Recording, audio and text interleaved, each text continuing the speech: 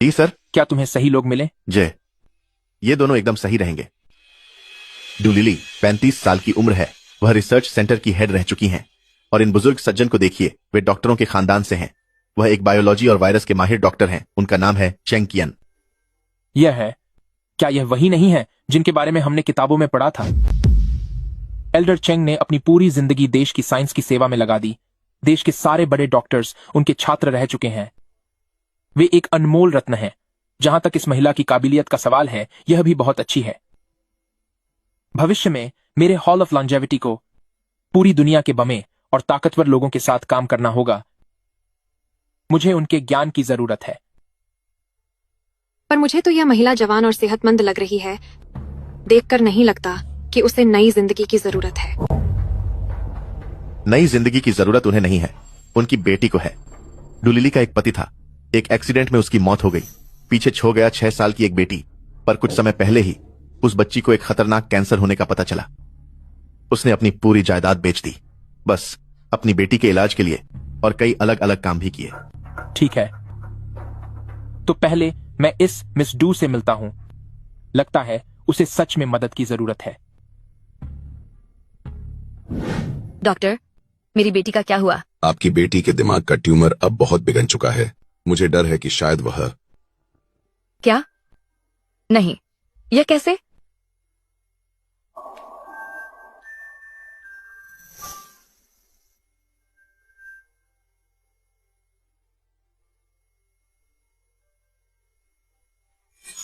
Doctor साहब, please कुछ कीजिए।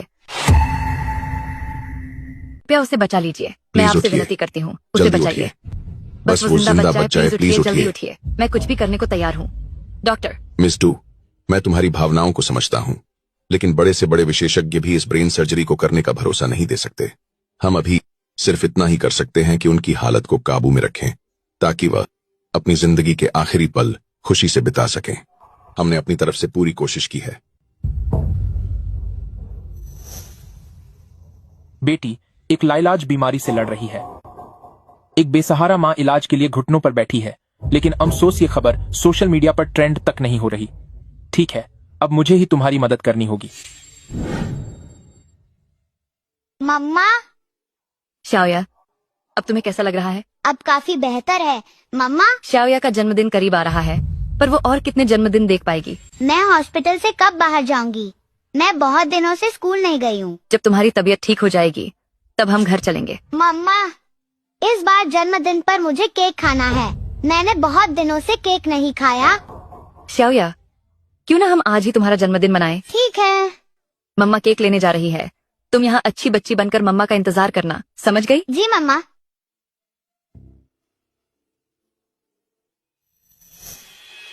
अंकल, आप अंदर कैसे आए? क्योंकि अंकल एक जादूगर है। आओ, तुम्हारे लिए केक लाया हूँ, खाओ। मुझे अपनी माँ के आने का इंतजार करना है, हम साथ खाएंगे। मिस्टर, क्या तुम भी यहाँ इलाज के लिए आए हो? क्या तुम्हारे भी सिर में दर्द हो रहा है? हाँ, जब भी अंकल किसी अजीब इंसान से मिलता है तो मेरे सिर में दर्द होने लगता है। मेरा सिर दर्द आजकल और भी ज्यादा बढ़ता जा रहा है। डॉक्टर अंकल कहते हैं कि ये दवाओं और वायरस के बीच की लड़ाई है और ये ठीक होने के लक्षण हैं। लेकिन मेरे बाल झड़ गए हैं, मैं स्कूल भी नहीं जा सकती। लेकिन अंकल को लगता है कि तुम इस रूप में भी बहुत कूल लगती हो। मुझे ऐसा नहीं देखना। मुझे लंबे बाल चाहिए, बिल्कुल स्नो वाइट की तरह। बच्ची, शायद तुम्हारे पास अब और वक्त नहीं बचा है। उस वक्त तक तुम अपनी पूरी क्लास की सबसे खूबसूरत लड़की बनोगी। मिस्टर, तुमने कहा था कि तुम जादूगर हो। क्या तुम मुझे कोई जादू दिखा सकते हो? क्यों नहीं, बिल्कुल। ये जो अंकल है, उसे बहुत ही शानदार जादू आता है। तो शुरू करते हैं। तुम कौन हो? मम्मी, तुमने मेरी बेटी के साथ क्या किया? मैं हिल क्यों नहीं पा रही हूँ? तुम क्या करना चाहते हो? घबराओ मत मिस डू, मैं यहाँ तुम्हारी बेटी को एक तोहफा देने आया हूँ। क्या शाओया अपनी जगह जम गई है? नहीं, ये नहीं है। वह बहुत धीमी हो गई है। तुम समय को काबू कर सकते हो, है ना? कितनी तेज नजर है। शानदार। आप ही वो हुनरमंद इंसान हैं जिसकी मुझे तलाश थी। तुम्हारा असल मकसद क्या है? मैं तुम्हें चेतावनी दे रही हूँ, मेरी बेटी को बीच में लाने की कोशिश भी मत करना। बिल्कुल इसके उलट, मैं आपकी बेटी की जान बचा सकता हूँ ताकि वो एक आम इंसान की तरह साधारण और स्वस्थ जिंदगी जी सके। क्या? अगर वो वाकई श्याया को बचा सकता है तो मैं कोई भी कीमत चुकाने को तैयार हूँ, मगर इसके लिए मुझे क्या कीमत चुकानी पड़ेगी? मिस डू, बेफिक्र रहिए। मैं आपके ज्ञान और आपके चरित्र का बहुत सम्मान करता हूँ, इसीलिए मैं ऐसा कुछ नहीं करूंगा जो आपकी इच्छा के विरुद्ध हो। तुम उसे हाथ मत लगाओ। श्याया के पास सिर्फ 20 दिन बचे हैं। मिस डू, आप इस मुलाकात को एक गैर मामूली इंटरव्यू समझ सकती हैं। रुक जाओ, श्याया के पास अब ज्यादा समय है। यह 1 साल का समय मेरी तरफ से उसके लिए एक तोहफा है। हालांकि मैं उसकी बीमारी को जड़ से खत्म नहीं कर सकता, लेकिन मैं उसे दे सकता हूं 1 साल की सेहतमंद जिंदगी। मुझे लगता है कि एक बच्चे के लिए यह बहुत खुशी की बात होगी। अभी आपने जिस इंटरव्यू की बात की उसके लिए मुझे आपके लिए क्या काम करना होगा? शायद गलतफहमी हुई है मिस डू। आपको मेरे लिए नहीं बल्कि हॉल ऑफ लॉन्जेविटी के लिए काम करना होगा। Hall of longevity? हमारा वजूद अमर लोगों के जीवन को बेहतर बनाने के लिए है, ताकि इस दुनिया को कमक्ल आम लोग बर्बाद न कर सकें। अब जब आप यहाँ आ गई हैं तो आपको मेरी स्थिति के बारे में सब कुछ अच्छी तरह पता होगा। कुछ चीजें ऐसी हैं जिनके लिए अगर आप मेरी बेटी को मुहरे की तरह इस्तेमाल करेंगे तब भी मैं आपकी बात नहीं मानूंगी। इस बारे में आपको चिंता करने की जरूरत नहीं है। हम कभी भी आपके यहाँ आने और जांच परख करने का स्वागत करते हैं। मैं तुम्हारा इंतजार करूंगा मिस डू। मम्मा, वे कहाँ हैं? श्याया। मिस डू, आपके बच्चे की हालत अब इतनी बिगड़ चुकी है कि यह कैसे संभव है? डॉक्टर अंकल, क्या आप मुझे अस्पताल से छुट्टी मिल सकती है? जल्द ही, बहुत जल्द। लेकिन यह इतनी बार कीमोथेरेपी होने के बाद उसके सिर पर बाल दोबारा कैसे उग सकते हैं? डॉक्टर, मेरी बेटी का पूरा चेकअप कीजिए। जी बिल्कुल। श्याया, यहाँ वहाँ मत भागो। कोई बात नहीं, यहाँ आप बेझिझक कहीं भी जा सकते हैं। मुझे खुशी है कि तुम आई मिस डू। गलतफहमी में मत रहना। मैंने अभी तक तुम्हारे लिए काम करने के लिए हाँ नहीं कहा है।